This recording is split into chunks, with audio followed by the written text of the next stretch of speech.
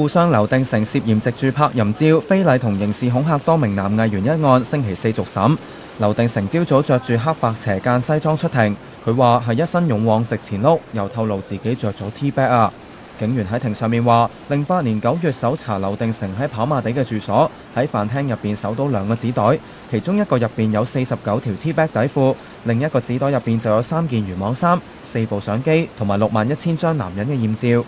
控方將 T-back 底褲同漁網衫連同部分照片提堂，法官檢視證物之後，指法庭無需要保留呢批證物，即時下令將證物歸還警方看管。警員話，搜出嘅61000幾張豔照入邊，包括藝員同公務員，其後要求40至50人到警署錄口供。而現年25歲嘅事主 D 今日就出庭作供，佢話案發嗰陣係兼職模特兒，而家就係健身教練。D 先生話，劉定成約佢去跑馬地一個單位度試鏡，期間要着上 T-back 露出陽具嚟影相。其後佢收到恐嚇電話，威脅會公開裸照，仲會揾個僆仔佢女朋友上床，影埋相俾佢睇添。D 先生於是就報警。